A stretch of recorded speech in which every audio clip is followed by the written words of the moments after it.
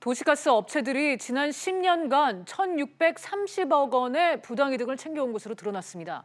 실제 쓴 양보다 많은 비용을 소비자가 부담한 건데 이 반환은 제대로 이루어지지 않고 있는 실정입니다. 관련해서 인철 참 좋은 경제연구소 소장과 함께 얘기 나눠보도록 하겠습니다. 소장님 어서 오세요. 먼저 이제 궁금한 게요. 원래 이 도시가스 공급을 도시가스 공사가 아닌 민영회사가 해왔나요?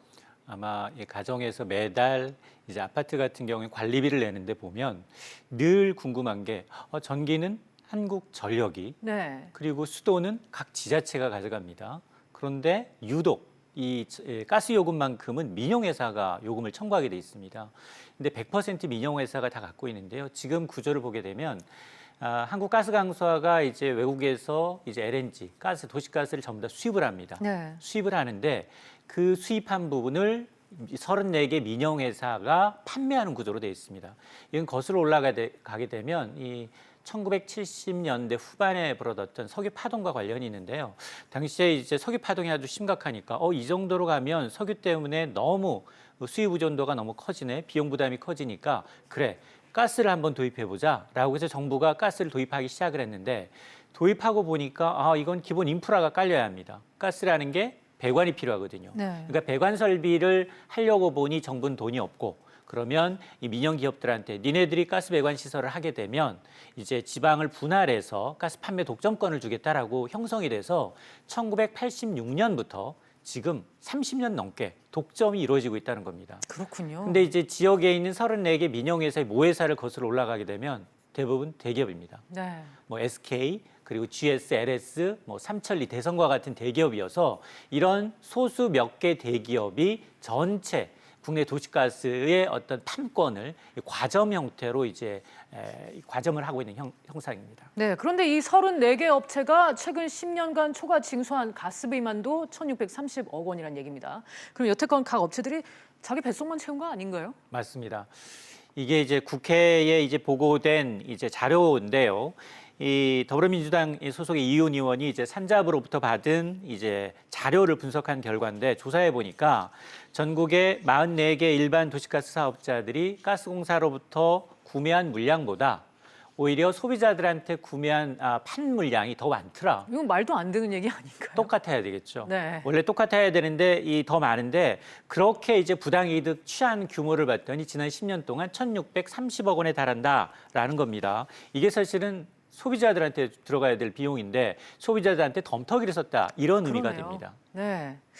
원인을 들어봤더니 좀 황당합니다. 공급 과정에서 발생된 계량 오차다 이런 설명인데 이거를 어떻게 받아들여야 될까요? 글쎄 이 봉이 김선달도 아니고 네. 어떻게 이제 산 것보다 많은 가스를 소비자한테 덤터기를 쓰느냐라고 이제 했더니 그 이유를 알아보니까 이게 온도와 압력에 따라서 가스의 부피가 달라집니다. 그러다 보니까 가스공사는 민영회사한테 대해서 0도시 1기압을 기준으로 해서 판매를 하는데 정작 민영 가스회사들은 그렇지 않습니다. 상온 압력으로 판매를 한다는 겁니다. 근데 우리가 이제 물리 시간에 배웠던 것처럼 이 가스라는 건 온도와 기압에 따라서 부피가 달라지지 않습니까? 그러다 보니까 지금 가스의 온도가 1도씩 상승할 때마다 부피가 0.37%포인트나 더 증가한다는 거예요. 그러니까 이처럼 이제 기체의 특성상 온도가 올라가면 부피가 늘어나는 것을 이용해서 악용한 셈이 돼버린 셈입니다.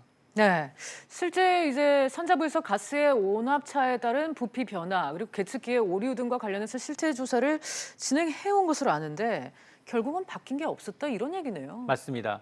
이런 문제가 계속해서 시민단체에서 계속 제기가 됐습니다. 아니 이게 말이 되느냐. 어떻게 구매한 것과 판 것의 차이가로 인한 차익을 이제 민영 가스회사들이 다 독점을 하고 있느냐라는 네. 이 불만이 제기되니까 정부가 지난 2008년부터 그 원인을 파악을 해보자. 도대체 왜 이 온도와 압력에 대해서 이 보정 개수를 도입하면서 어떻게 온합차에 따른 이제 부피 변화에 대해서 보완하는 조치를 좀 시행해 보겠다. 이러면서 원인 파악은 들어갔는데 정작 이제 관련 이제 오류가 계측에 대한 오류에 대해서도 실태 조사를 진행했지만 결과적으로 보면 이 여전히 오차율이 발생하고 있다. 그러면서 이제 1,630원에 달하는 그런 이 부당이득에 대해서 소비자들한테는 되돌려줄 생각을 전혀 하지 않고 있다. 그러면 정부가 사실상 이 도시가스 업체들의 부당이득을 취득을 알면서도 묵인한 게 아니냐라는 네. 지적이 나오는 대목입니다. 그러네요. 그런 의심이 들 수밖에 없는 상황입니다.